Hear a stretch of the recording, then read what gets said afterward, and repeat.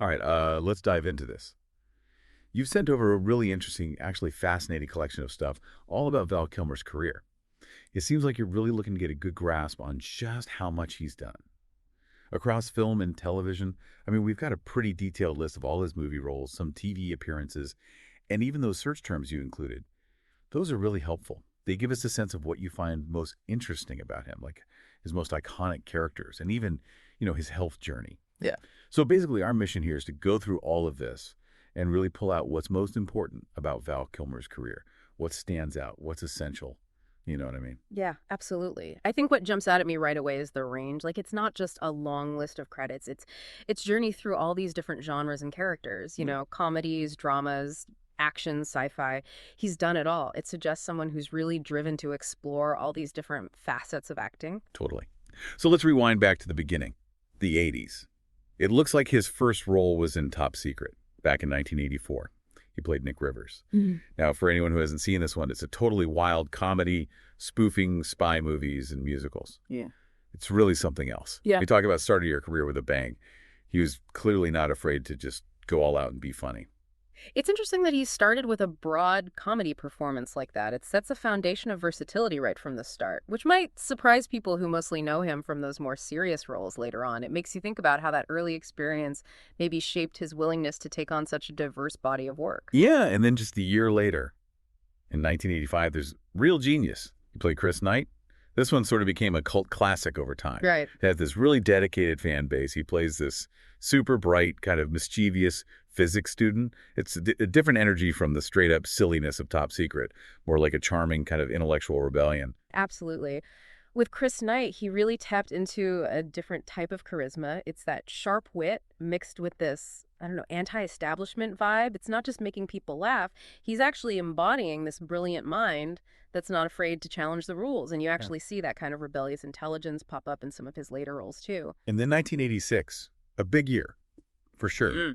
One of his most recognizable roles, LT, Tom, Iceman Kazansky in Top Gun. I mean, this movie was huge culturally. Yeah. It defined the 80s in a way. And Iceman is such a memorable character. Right. That cool, collected, almost arrogant rival to Maverick. And honestly, the number of times Top Gun and Iceman come up in your search terms, it tells us this role is still really important to you. Yeah, the whole dynamic between Iceman and Maverick, it's the heart of that film. What's great about Kilmer's performance is how subtly he shows Iceman's respect for Maverick growing underneath that initial rivalry. He embodies this really disciplined, strategic way of flying, which is such a contrast to Cruise's impulsive style. It's a really interesting look at different ways of achieving excellence. So moving on to the late 80s and early 90s, we see him continuing to branch out, taking on different genres. In 1988, he plays Mad Mardigan in Willow, which is this fantasy adventure film. Talk about a change of pace from fighter jets and geniuses. Now he's a swashbuckling mercenary. Willow really highlights his ability to embody a more classic, heroic action type of role. And within this fantasy setting, too, it really broadened his appeal, showed he was comfortable in these different cinematic worlds. It makes you wonder about his acting process. How do you go from one extreme to the other so convincingly? Okay, but then 1991. It seems like this is a big one for you. Based on your search terms, The Doors, where he played Jim Morrison. I mean, it wasn't just playing a character. It felt like he became Morrison. The dedication he had to that role is legendary. Oh, yeah. The Doors movie, Jim Morrison, Val Kilmer, Jim Morrison. Those searches tell the story. His performance went way beyond just imitation. It was like he dove deep into the psyche of this complex icon. There are all these stories about how he went to extreme lengths to understand Morrison, even living as him when he wasn't filming. What about his performance stood out to you most? Was it the physical transformation? The voice?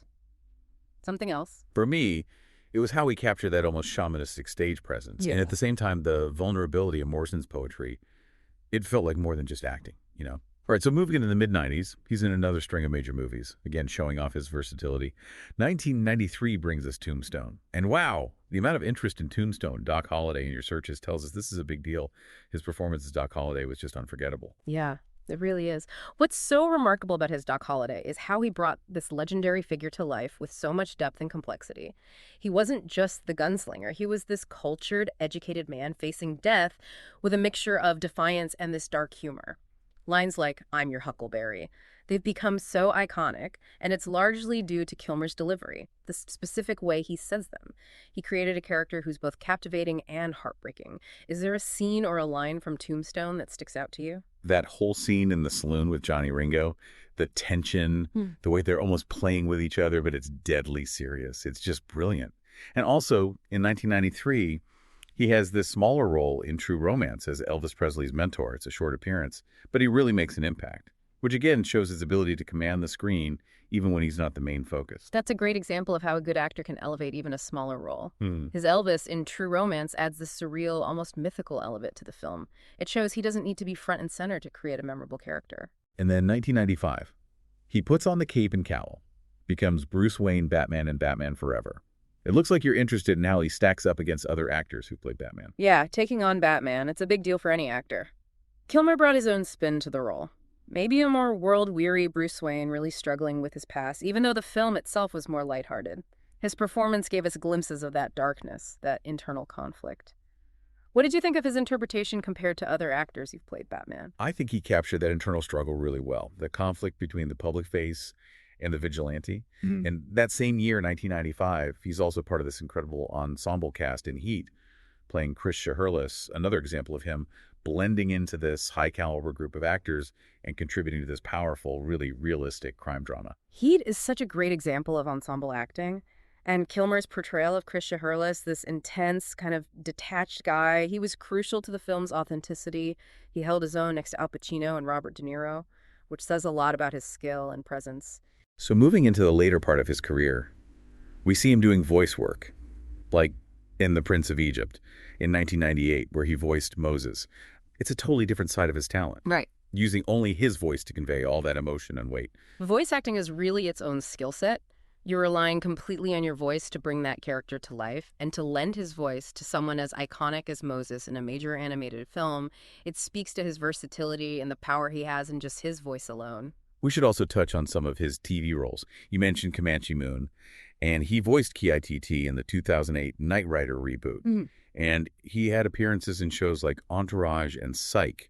It seems like he's been consistently engaged with all these different ways of telling stories. It shows a willingness to explore different formats and connect with a wider audience, too. Voicing Ki-T, this beloved character from TV history, that taps into nostalgia. And his appearances in more current shows highlight his ability to adapt. We definitely can't skip over Top Gun Maverick from 2022. I mean, the fact that Top Gun Maverick and searches like Val Kilmer Top Gun Maverick, even Tom Cruise on Val Kilmer Death, are so prominent. It tells us that his return as Iceman was really significant for you. It's a powerful moment for a lot of viewers. It was more than a cameo. It was this really moving continuation of Iceman's story. And considering the health challenges he's gone through, his return to that role resonated so deeply with people. It was a testament to how much people connect with him and with that character and with the impact Iceman had on pop culture. Which kind of naturally leads into some of your other search terms. Yeah. Those ones about his health, Val Kilmer health, Val Kilmer cancer, throat cancer, and questions like, is Val Kilmer still alive, Val Kilmer today? And while the information you sent doesn't get into specific medical details, it's understandable that this is something you're curious about.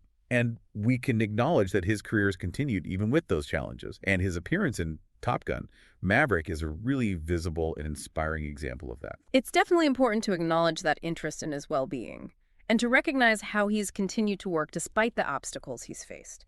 His return to Top Gun was a really powerful reminder of his strength. You also searched for things related to his family, Joanne Wally, Mercedes Kilmer, Jack Kilmer, Val Kilmer children, Val Kilmer daughter, Val Kilmer family.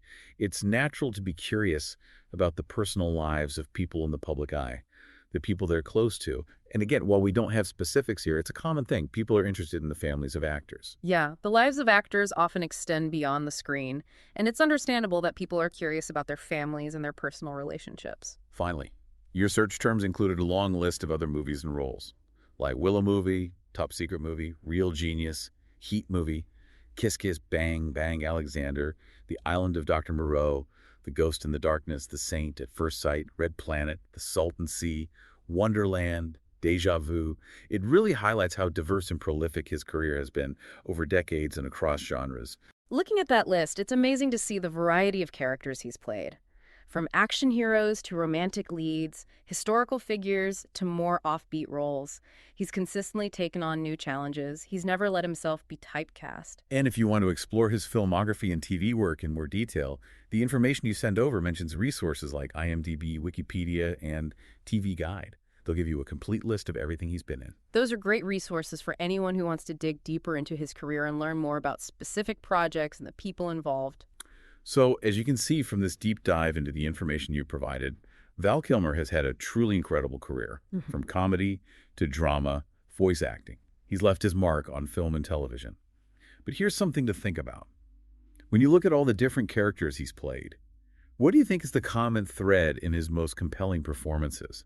Is this a certain intensity, vulnerability, or something else entirely? Something to consider as you continue to explore his work.